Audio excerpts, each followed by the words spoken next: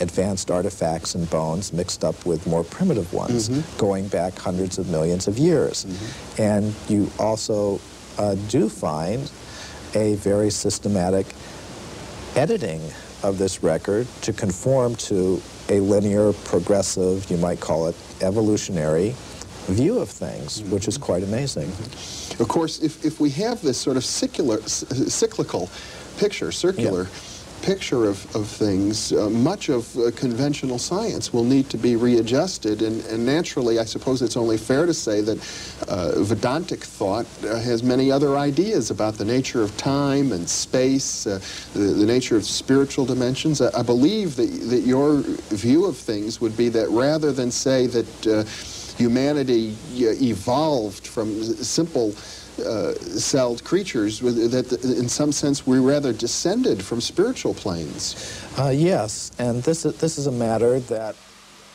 Ron in Waukesha, Wisconsin. Ron, how are you? Yes, good evening. I'm just going to make a question here and then hang up and listen. Obviously, your two guests do not believe that we evolved from lower primates.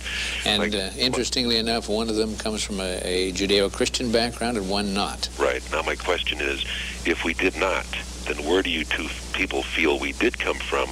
And I'd like some hard evidence of a Garden of Eden. Thank you. Okay.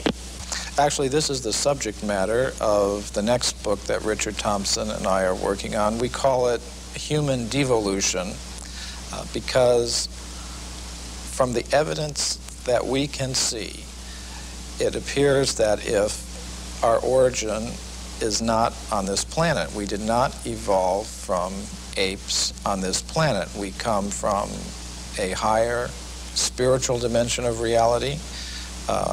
There's creation involved. You know, we have a relation with a supreme spiritual being, and that is what the actual evidence suggests. Now, to make a scientific case for that, we have to, first of all, show that there is more to reality. There is more to the human essence than just atoms, just chemistry.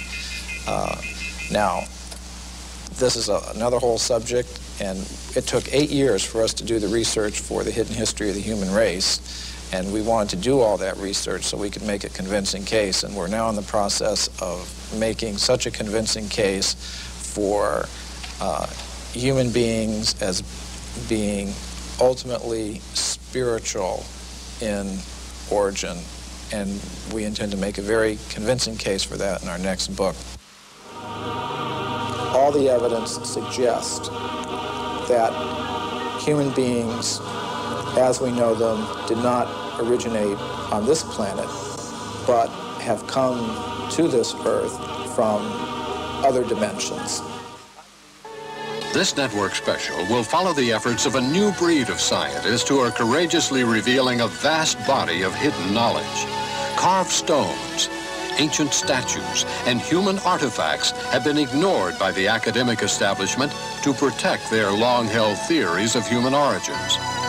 But should this evidence be allowed to speak for itself, the history of man on this planet may never be the same again.